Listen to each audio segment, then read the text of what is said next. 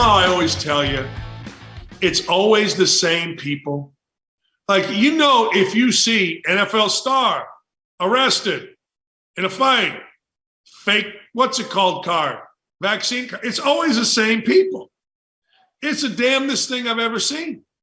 Literally, the same people. Well, one of those guys, 80s style, is Lawerence Taylor, the original LT. Now, you all think of LT as LaDainian Tomlinson.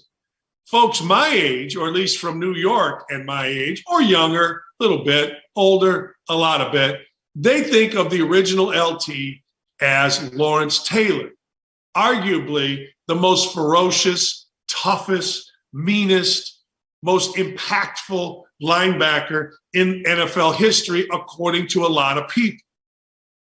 Now, I'm not sure that's true. I'm not sure that's not true. But I do know this. He is always, and I mean always, screwing up. Now, he has addictions, but at some point, you got to be responsible for your own freaking behavior.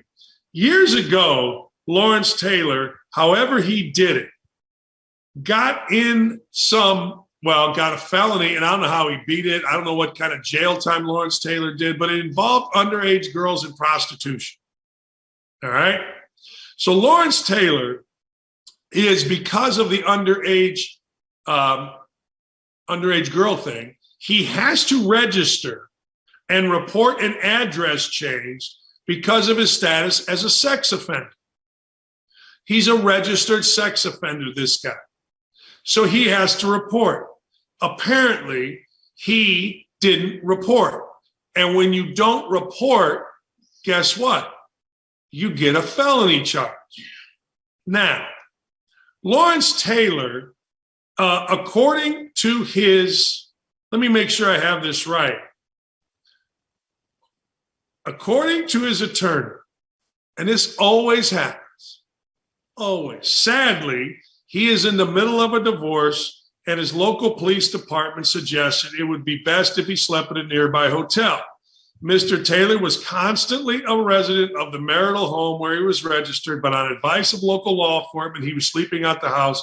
We were confident that this will be resolved favorably for Taylor at the first court hearing. He pled guilty in New York in 2011 to misdemeanor criminal charges, sexual misconduct, while patronizing an underage prostitute. He was 6 years probation, ordered to register as a sex offender. And that, it's always the same people. It's like me at ESPN. Anybody pain in the ass, it was me. It just was. It's the way the world works. It's always the same people. And I'm going to get into the entire deal with Antonio Brown here in a minute. But pay attention to this. Serious business. Pay attention. When you look at what is happening in the world, when you look at who is getting arrested, particularly in the world of sports, you know what you see constantly? The same people. Like, you can and this goes back to the 80s. This goes back to a guy named Steve Howe. Steve Howe was a great relief pitcher. I talk about this all the time. Howe. Steve Howe was with the Dodgers. Steve Howe was terrific. Dodgers were good. He was a closer. We know what closers are, a lot of pressure. I'm telling you, you can look this up. I will bet you that Steve Howe was suspended by Major League Baseball 7 times, maybe 8.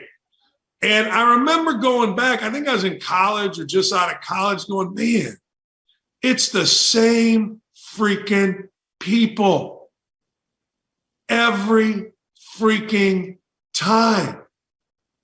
And that's true today. Somebody's in a scrap. You thought it was Pac-Man Jones. Tell me I'm lying.